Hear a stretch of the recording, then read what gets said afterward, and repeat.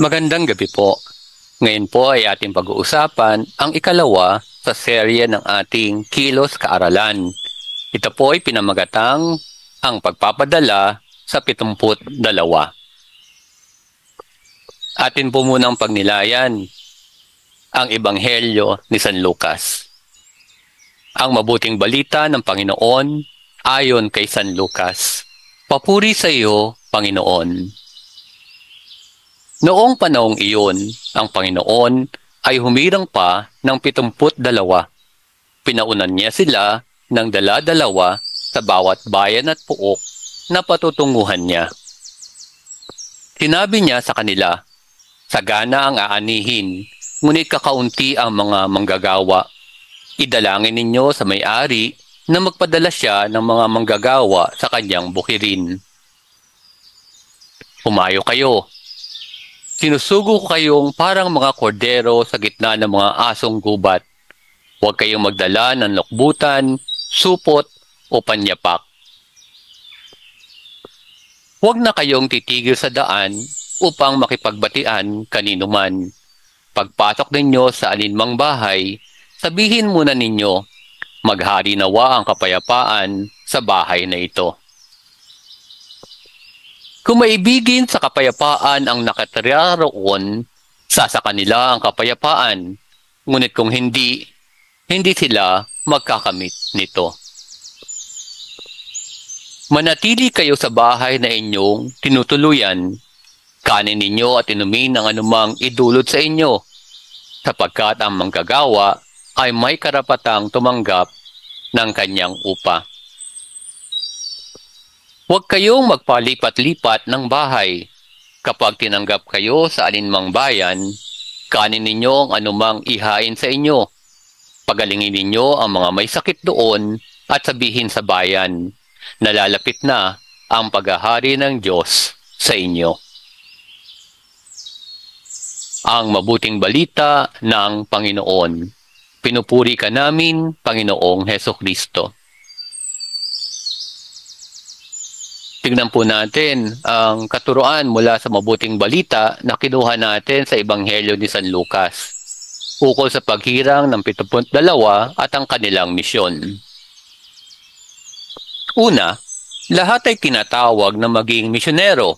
Ang Panginoon ay umirang hindi lamang ng mga apostol, kundi pati ng 72 alagad upang isugo.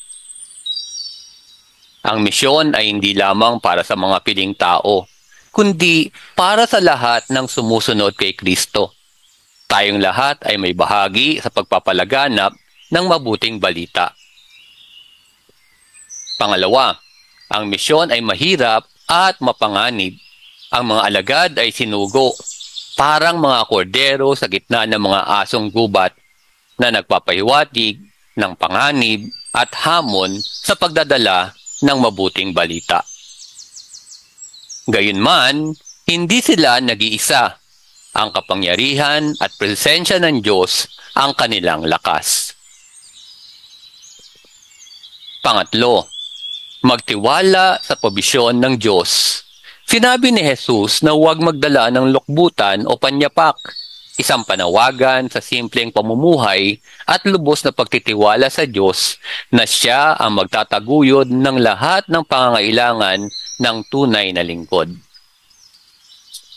Pang-apat, kapayapaan ang unang handog. Ang unang pagbati sa bawat tahanan ay, maghari nawa ang kapayapaan.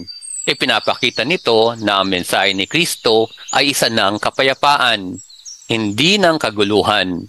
At ito ang dapat unang maramdaman ng sinumang makatagpo ng lingkod ng Diyos. Panglima, tanggapin ang mga taong tumatanggap sa inyo. Ang mga alagad ay natasang kumain na anumang ihain at manatili sa bahay na tumanggap sa kanila. Ito'y paalala na hindi dapat maging mapili o mapagmataas ang mga tagapaglingkod ng Diyos. Ang pagpapakumbaba ay susi sa tunay na paglilingkod. Pang-anim, may kalakip na babala ang hindi pagtanggap Sa mga bayan na tumangging tumanggap ng mabuting balita, may babala si Jesus na mas mabigat ang kanilang pananagutan. Isa itong paalala sa kahalagahan ng bukas na puso sa salita ng Diyos. Pangpito, ang tunay na kagalakan ay ang kaligtasan. Bagamat natuwa ang mga alagad sa kapangyarihang ipinamalas nila, pinaaalalahanan sila ni Jesus na higit na mahalaga ang pagkakatala ng kanilang pangalan sa langit. Ang pinakadiwa ng misyon ay hindi ang kapangyarihan, kundi ang kaligtasan. Ano nga ba ang buod ng katuruan?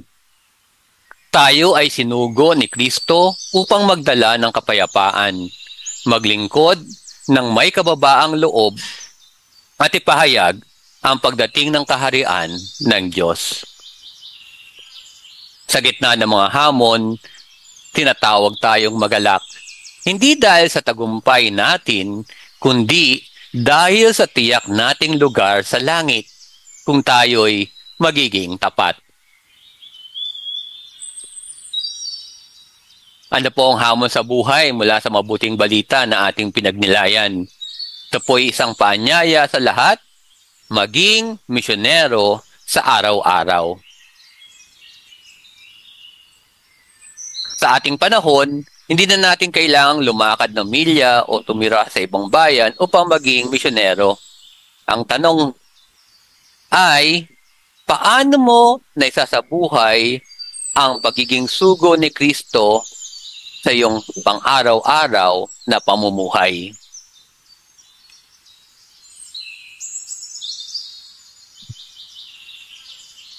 Una, magpahayag ng mabuting balita sa pamamagitan ng gawa, hindi lang ng salita.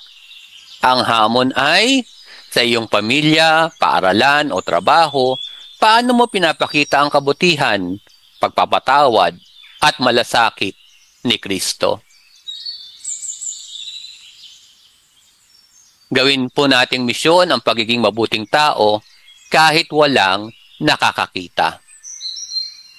Pangalawa, magdala ng kapayapaan, hindi alitan. Hamon. Kapag may tensyon o gulo sa paligid mo, ikaw ba ang nagpapakalma o lalo pang nagpapalala? Maging tagapagdala ng kapayapaan gaya ng inuutos ni Jesus sa kanyang mga alagad. Pangatlo, maging bukas palad at hindi mapagmataas. Hamon. Marunong ka bang tanggapin ang tulong, pag-unawa o payo ng iba? Marunong ka bang magpasalamat at magpakumbaba? Ang tunay na misyonero ay marunong makibagay, makisama at magpakumbaba. Pang-apat, patuloy na manalangin para sa mas maraming lingkod. Hamon. Imbes na puro reklamo sa kakulangan ng kabutihan sa mundo, magdasal ka para sa mas maraming taong tumugon sa tawag ng Diyos. Malay mo, baka ikaw pala ang sagot sa panalangin na iyon. Panglima, pagtuunan ng pansin ang kaligtasan, hindi lang tagumpay sa mundo. Hamon. Sa dami ng inahabol mo, grado, pera, tagumpay o kung ano paman, naalala mo pa ba kung ano ang halaga ng pangalan mong nakatala sa langit?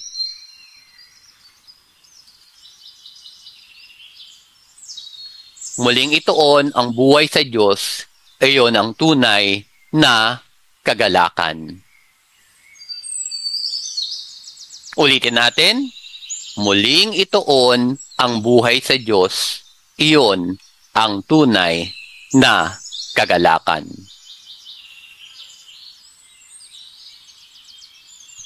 Ating pong pagnilayan, ako ba isang tunay na sugo ni Kristo sa pamilya ko, sa aking kaibigan, sa online world at sa pang-araw-araw na pamumuhay. Isa pong magandang gabi at maraming salamat at nawa ay patuloy tayong pagpalain ng ating Poong may likha at patuloy tayong basbasan sa ating paglalakbay sa ating buhay pananampalataya. Amen.